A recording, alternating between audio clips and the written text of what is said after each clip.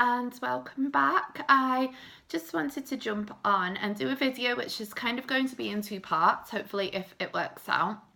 In the first part I'm going to show you some crafts that I've made that they took a little bit longer, so I didn't want to kind of do them on camera because I didn't want to bore you, and they're quite self-explanatory as well. And then the second part of the video I'm just going to do a quick sort of demonstration of something I've been doing with these little wooden beads. I'm going to make some of the Farmhouse bead, what do I call necklaces, ropes, strings, whatever you want to call them, to put in my tiered trays. And yesterday I was having a real struggle trying to paint the beads, and then I ended up doing something where I was, oh my cat's looking at the thing there, Muffin, you want to be involved?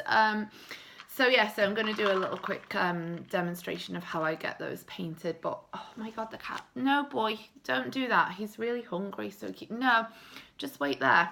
So anyway, so first of all I just wanted to show you this. On my last video, get out of the way, stay there.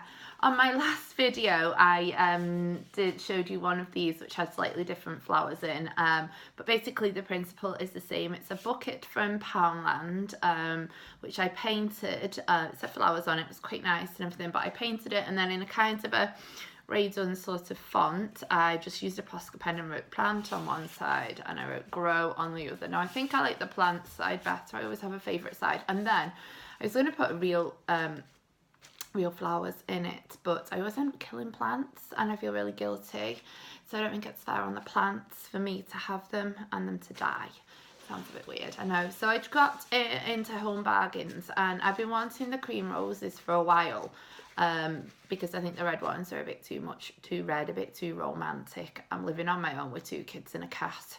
After all, this is probably about as close as I'm going to get to Valentine's flowers.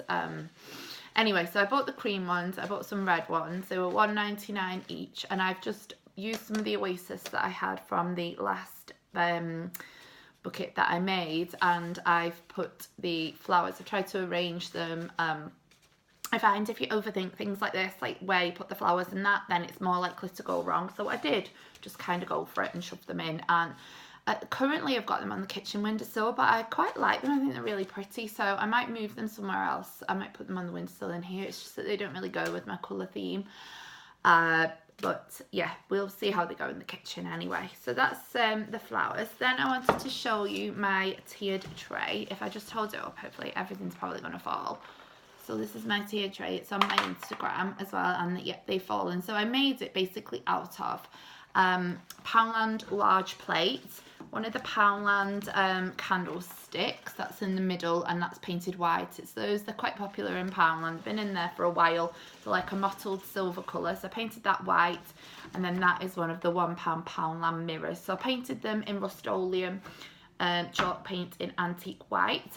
When I've done it, I've done these tier trays before, and I always think, oh my god, they look awful, they look so like cheap and put together. I mean, probably might think that now looking at it, but I think once you start to get your stuff on, they actually look quite cool, and I might just be going a bit over the top with them in my little house, but do you know what, I quite like them.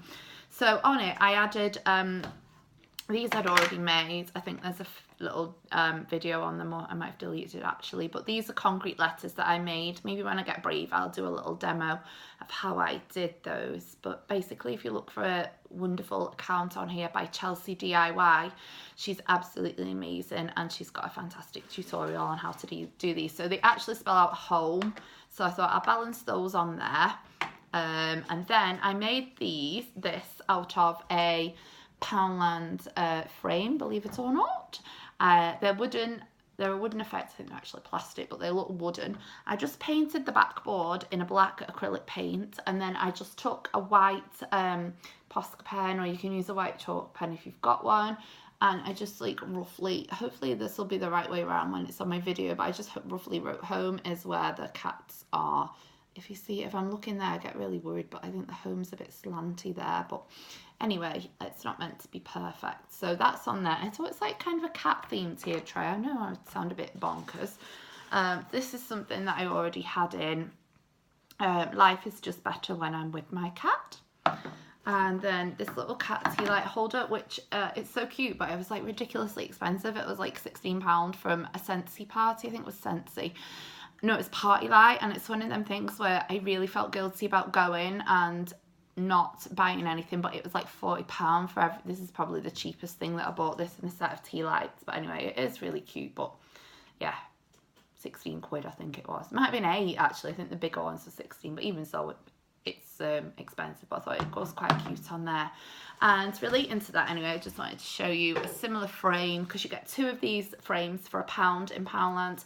Similar one which I sketched out, that's for my kitchen, and it's tea time, so it looks like a chalkboard. Obviously I probably should use a ruler to rule out lines so that my writing is straight, but I'm one of them people that just wants to get things done and crack on and get on with it. Sometimes it works, the slapdash sort of approach, because I don't overthink things, and then other times I think maybe I should have taken a little more time over it. And someday hopefully I'm going to start making stuff to sell.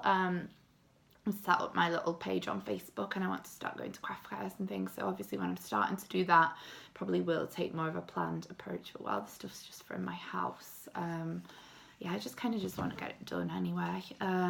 So yeah, so the next part of the video I'm going to press stop now and hopefully set up and start filming again with the little beads.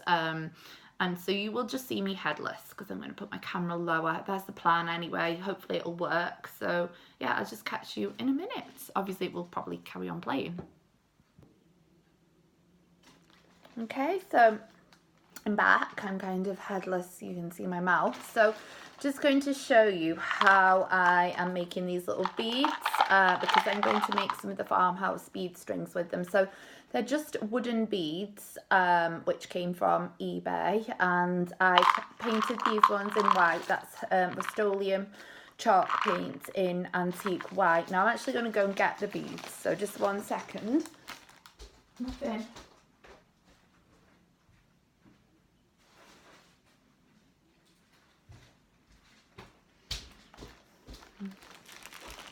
Okay, so here are the beads. So I'm going to show you the way that I have found it easiest to paint the beads, because I was faffing around a lot trying to stick them on skewers and that last night, and it was really messy and they kept spinning around. So what I'm going to do, I'm going to actually be rolling them in paint. So I've got the paint ready here in some little cupcake cases, and then when they're rolled in them, I'm going to like off roll them onto some kitchen towel. I'm going to be using 4 colours today.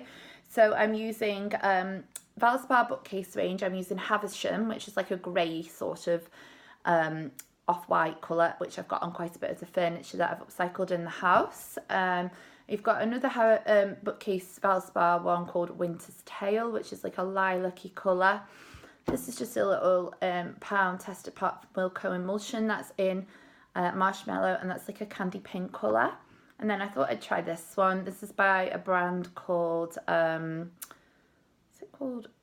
Cuban Colour Courage from B&Q. So it's not a brand, it's a water-based paint, so it'll wash off. All these are water-based because I'm so clumsy. I don't want them on my hands. But anyway, nevertheless, we shall crack on.